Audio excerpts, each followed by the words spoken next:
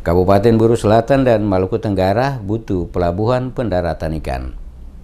Pada hakikatnya, pelabuhan perikanan merupakan basis utama kegiatan industri perikanan tangkap yang harus dapat menjamin suksesnya aktivitas usaha perikanan tangkap di laut. Pelabuhan perikanan berperan sebagai terminal yang menghubungkan kegiatan usaha di laut dan di darat ke dalam suatu sistem usaha dan berdaya guna tinggi. Pelabuhan perikanan yang modern setidaknya memberikan gambaran bahwa nelayan dan pengusaha perikanan benar-benar memperhatikan kualitas produk perikanan. Direktur Pelabuhan Perikanan Indonesia, Kementerian Kelautan dan Perikanan Frits Lesnusa mengakui Maluku masih kekurangan pelabuhan perikanan. Kendati pun saat ini sudah ada 25 pelabuhan perikanan, tetapi itu pun tersebar di Maluku dan Maluku Utara minus Kabupaten Buru Selatan dan Maluku Tenggara. Oleh karena itu dia berharap agar kedua daerah ini segera dibangun PPI oleh pemerintah daerah guna mendukung produksi ikan dari Maluku. Lesnusa juga berharap ada intervensi dari pemerintah pusat untuk mengakomodir kebutuhan PPI di dua kabupaten dimaksud mengingat posisi strategis.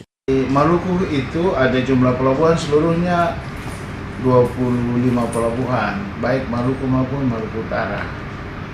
Khusus untuk Provinsi Maluku sendiri ada dua kabupaten yang belum ada pelabuhan perikanan. Itu Kabupaten Buru Selatan dan Kabupaten Maluku Tenggara. Akibat dari pemekaran. Nah, sehingga dalam kaitan dengan itu pemerintah Provinsi Maluku harus membuat tata ruang untuk mengakomodir dua kabupaten itu, sehingga untuk ke depan pemerintah Provinsi Maluku bisa membangun pelabuhan di dua kabupaten. Di Maluku Tengah itu ada banyak, itu baik di Piru, di Masohi, di Saparua, kemudian di di Wahai kalau tidak salah ada.